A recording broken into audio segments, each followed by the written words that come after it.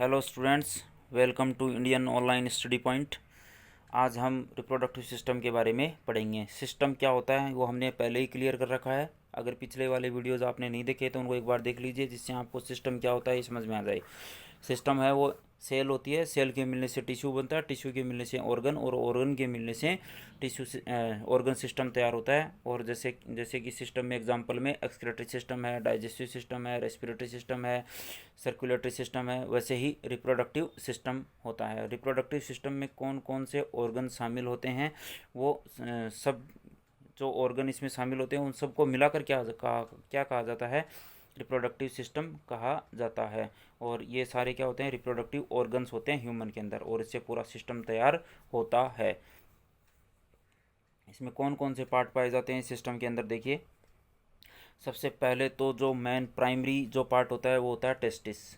किसमें? मेल के अंदर। देखिए, इसमें मेल और फीमेल दो प्रकार के सिस्टम पाए जाते हैं। मेल के अंदर फीमेल रिप्रोडक्टिव सिस्टम, मेल के अंदर मेल रिप्रोडक्टिव सिस्टम, फीमेल के अंदर फीमेल रिप्रोडक्टिव सिस्टम पाया जाता है, जिससे दोनों से मेल रिप्रोडक्टिव सिस्टम में मेल गेमेट और फीमेल रिप्रोडक्टिव सिस्टम में फीमेल गेमेट बनता है। और दोनों के मिलन से फिर फर्टिलाइजेशन होता है, और फर्टिलाइजेशन से उसके बाद में जाइगोट, एम्ब्रियो, फीटस, और उसके बाद में बच्चे का जन्म होता है। तो ये सब किस प्रकार के रिप्रोडक्शन में होता है? सेक्सुअल रिप्रोडक्शन में शामिल किया जाता है। एसेक्सुअल रिप्रोडक्शन में इस प्रकार से दो अलग अलग मेल और फीमेल रिप्रोडक्टिव सिस्टम की आवश्यकता नहीं होती है। तो आज हम किसके बारे में पढ़ रहे हैं? मेल रिप्रोडक्टिव सिस्टम के बारे में पढ़ रहे हैं। तो मेल रिप्रोडक्टिव सिस्टम के दो भाग होते हैं, primary male reproductive system and secondary male reproductive system. Primary male reproductive system होते हैं, उसमें होता है टेस्टिस। क्या होते हैं? टेस्टिस, या उसको क्या बोलते हैं? अकेले को टेस्टिकल और दोनों को टेस्टिस कहा जाता है। ठीक है, तो ये टेस्टिकल और टेस्टिस क्या होते हैं? प्राइमरी रिप्रोडक्टिव सिस्टम के पार्ट होते हैं मेल के। फिर उसके बाद में इसके अलावा जो बचे हुए भाग होते हैं वो सेकेंडरी रिप्रोडक्टिव सिस्टम के पार्ट होते हैं। ठीक है, और इसके अलावा इसमें ग्लैंड्स भी पाई जाती है, जो कि बायोकेमिकल्स को सेक्रेट करती है, जूसेस को सेक्रेट करती है। तो देखिए, इसमें सबसे पहले डायग्राम में देखिए टेस्टिस, और टेस्टिस किस में होते हैं? स्क्रोटम के अंदर। किसके अंदर पाए जाते हैं? स्क्रोटम के अंदर पाए जाते हैं। देखिए यहाँ पर ये अंदर की साइड में आपको दिखाई दे रहा है, ये क्या है? टेस्टिस या टेस्टिकल। और इसके चारों ओर जो पाउच है, जो थैलीनुमा संरचना है जिसके अंदर ये है, इसको क्या कहते हैं? स्क्रोटम कहते हैं। और स्क्रोटम है वो शरीर से बाहर होता है। शरीर से बाहर इसलिए होता है क्योंकि टेस्टिस से जो स्पर्म रिलीज़ हो रहे हैं उनको रिलीज़ होने के लिए बॉडी से कम टेम्परेचर की ज़रूरत होती है, इसलिए स्क्रोटम के अंदर ये पाए जाते हैं। और स्क्रोटम बॉडी से बाहर होने की वजह से इसमें टेम्परेचर कम होता है, जिससे जितना टेम्परेचर रिक्वायर होता है उतना टेम्परेचर स्पर्मेटोजेनेसिस के दौरान स्पर्म्स को मिल सके। ठीक है, फिर उसके बाद में देखिए ऊपर वाला भाग, इसके जस्ट यहाँ पर ये वाला भाग जो ऊपर ये घुमाव आपको दिखाई दे रहा है, ये क्या है? एपिडाइडिमिस। ये क्या है? एपिडिडाइमिस। ये देखिए, ये है एपिडिडाइमिस। और इसमें देखिए, इसमें भी देख सकते हैं आप, ये टेस्टिस वाला पार्ट है, और टेस्टिस के ऊपर ये वाला भाग क्या है? देखिए, एपिडिडाइमिस। एपिडिडाइमिस क्या होती है? एक ट्यूब लाइक कोइल्ड स्ट्रक्चर होती है, जैसे इस तरीके से कोइल स्ट्रक्चर ऐसे। तो ये घूमी हुई संरचना है, इस तरीके की जो ये स्ट्रक्चर पाई जाती है। किसके ऊपर होती है? ये टेस्टिस के ऊपर होती है, जिसको क्या कहते हैं? एपिडाइडिमिस कहते हैं।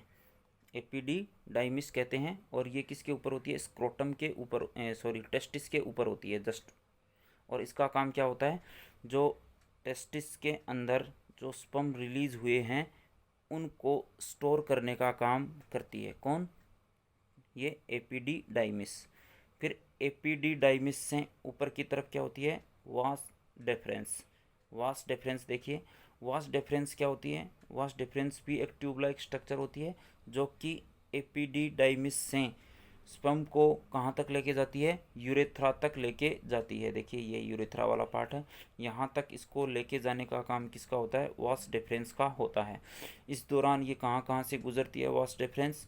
ये सेमिनल वेसिकल, प्रोस्टेट ग्लैंड और काउपर ग्लैंड से होते हुए फिर यूरेथ्रा की तरफ बढ़ती है। यूरेथ्रा है वो पेनिस के अंदर पाया जाता है, और ये जो एक्सक्रेटरी सिस्टम है उसमें और जो मेल रिप्रोडक्टिव सिस्टम है उसमें ये कॉमन होती है, मतलब दोनों में पाई जाती है यूरेथ्रा।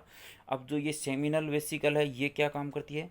सेमिनल वेसिकल है वो एक फ्लूइड सेक्रेट करती है, ठीक है, एक लिक्विड जैसा लिक्विड है वो सेक्रेट करती है, मतलब फ्लूइड है वो सेक्रेट करती है। किसके अंदर?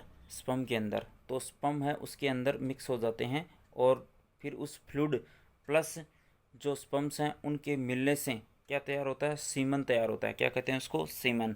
SEMEN, सीमन तैयार होता है। अब वो सीमन है फिर आगे की तरफ बढ़ता है। अब उसमें दो ग्लैंड है वो इसमें अटैच होती है और अपने फ्लूइड इसमें मिक्स करती है। कौन कौन सी है? एक तो प्रोस्टेट ग्लैंड है और एक काउपर्स ग्लैंड है। प्रोस्टेट ग्लैंड है वो एल्केलाइन फ्लूइड सेक्रेट करती है। एल्केलाइन फ्लूइड का मतलब जो कि जिसका नेचर कैसा होता है? बेसिक, मतलब ऐसे बेसिस जो कि वाटर के अंदर मिक्स हो जाते हैं एल्केलाइन कहलाते हैं। और ये बेसिस हैं जो कि वाटर के अंदर घुलने वाले होते हैं, इसलिए इसको एल्केलाइन फ्लूइड कहा जाता है। ये एल्केलाइन फ्लूइड है वो सिक्रेट किया जाता है प्रोस्टेट के द्वारा, और उसके बाद में किस में मिक्स कर दिया जाता है? सीमन के अंदर मिक्स कर दिया जाता है। इससे क्या फ़ायदा होगा? इससे जो सीमन है, जो स्पर्म होते हैं, उनको न्यूट्रिशन मिलेगा और लुब्रिकेशन प्रोवाइड होता है। लुब्रिकेशन मतलब चिकनाई मिलती है जिससे स्पर्म है वो आगे की तरफ बढ़ सकें। इसके अलावा इसमें एक और ग्लैंड पाई जाती है जिसका नाम क्या है? काउपर्स ग्लैंड है। काउपर्स ग्लैंड क्या काम करती है? ये भी एक फ्लूइड सेक्रेट करती है और इसमें चिकनाई बहुत ज़्यादा होती है जिसकी वजह से जो स्पर्म को आगे बढ़ने के लिए लुब्रिकेशन मिलता है, मतलब चिकनाहट मिलती है जिससे ये आगे की तरफ बढ़ सके। यानी का मतलब प्रोस्टेट और कॉपर्स ग्लैंड होती है वो सीमन को या स्पर्म को आगे बढ़ाने के लिए चिकनाई प्रोवाइड करवाती है या लुब्रिकेशन प्रोवाइड करवाती है। इसके अलावा जो प्रोस्टेट ग्लैंड है उससे न्यूट्रिशन भी मिलता है, किनको? स्पर्म को। अब उसके बाद में यह कहाँ तक पहुँचता है? यूरेथ्रा तक। और यूरेथ्रा किसमें होता है? पेनिस के अंदर। और पेनिस एक मस्कुलर स्ट्रक्चर होती है, और उसके जो लास्ट वाला जो पार्ट होता है, टिप वाला पार्ट, इसको क्या कहते हैं? ग्लांस पेनिस कहते हैं। क्या कहेंगे इसको? ग्लांस पेनिस, या फिर परप्यूस फोरस्किन भी इसको कहते हैं।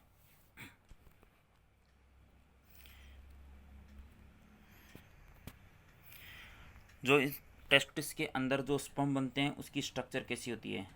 देखिए एक टेस्टिस होता है, और टेस्टिस किस में होता है? स्क्रोटम के अंदर। और जो टेस्टिस है उसके ऊपर क्या पाई जाती है? एपिडिडाइमिस पाई जाती है, और एपिडिडाइमिस से वास डिफरेंस निकलती है, और vas deferens seminal vesicle, Cowper gland, prostate gland से होते हुए कहाँ तक जाती है?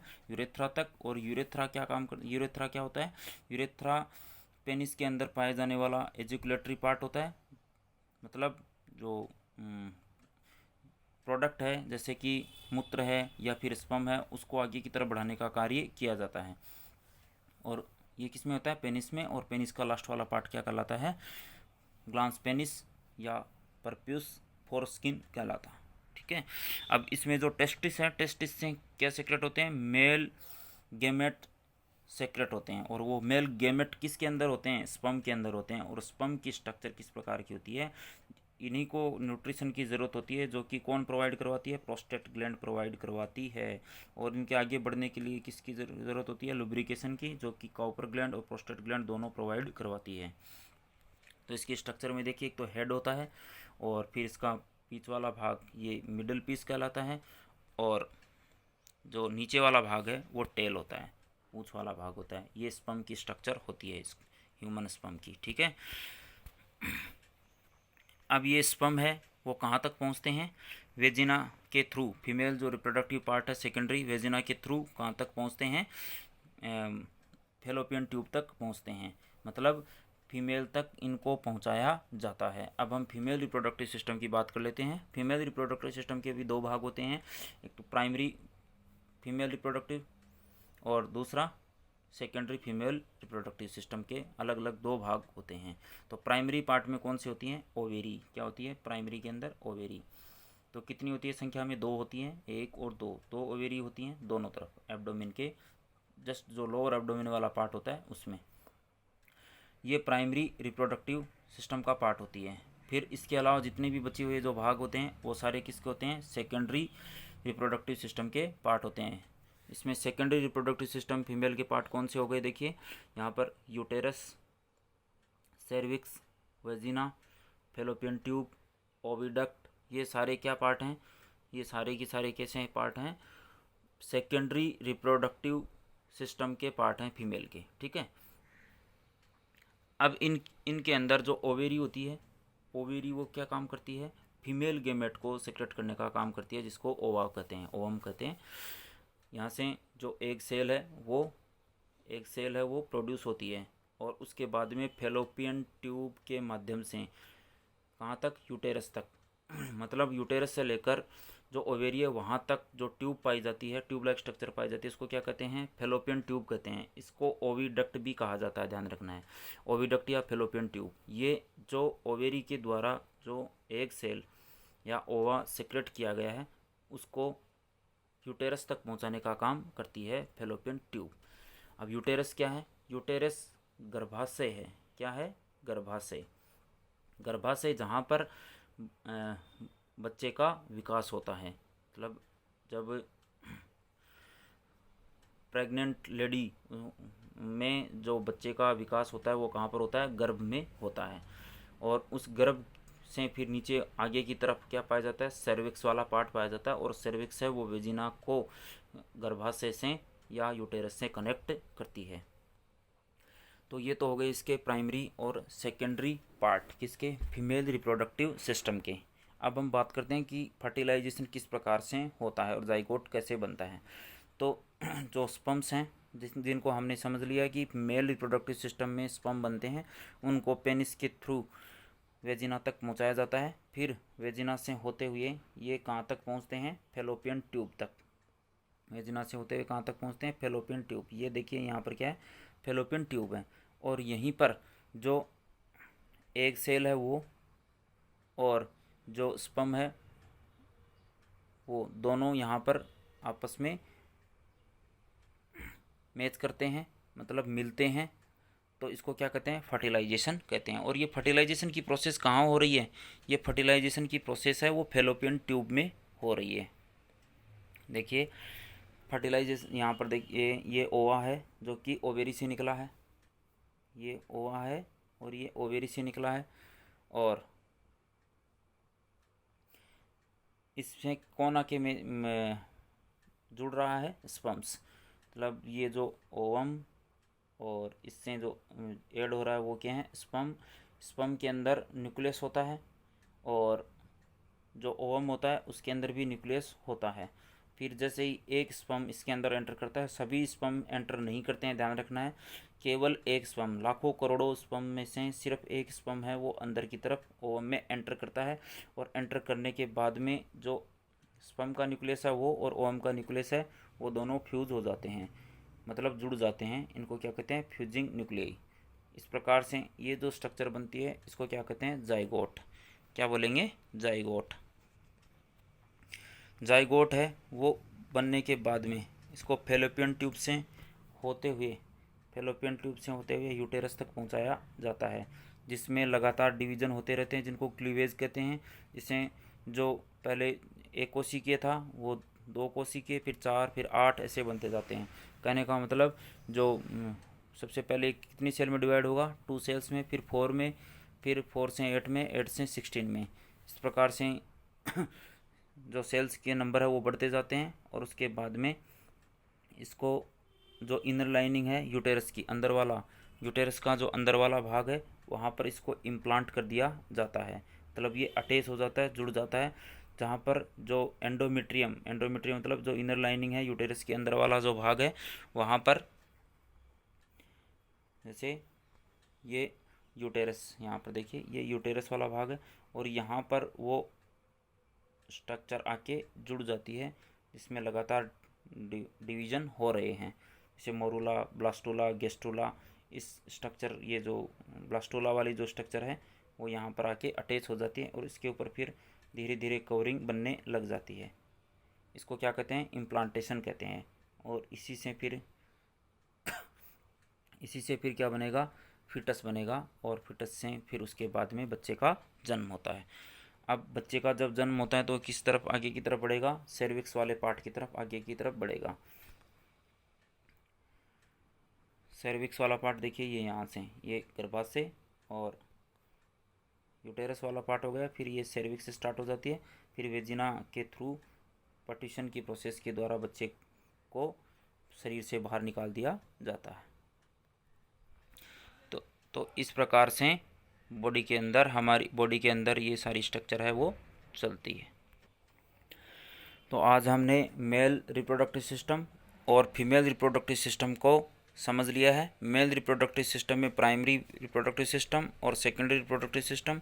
प्राइमरी के अंदर टेस्टिस शामिल होते हैं और सेकेंडरी में स्क्रोटम है, एपिडिडाइमिस है और वास डिफरेंस है, काउपर ग्लैंड है, प्रोस्टेट ग्लैंड है, यूरेथ्रा है और पेनिस है, इसको शामिल किया जाता है। फिर इनका जो मेन जो वर्क है वो टेस्टिस का होता है। टेस्टिस क्या काम करता है, टेस्टिस है वो स्पर्म को रिलीज करने का काम करते हैं और उसके बाद में स्पर्म को न्यूट्रिशन प्रोवाइड करवाने का काम है और आगे बढ़ाने का लुब्रिकेशन का काम है वो सेकेंडरी रिप्रोडक्टिव पार्ट का होता है।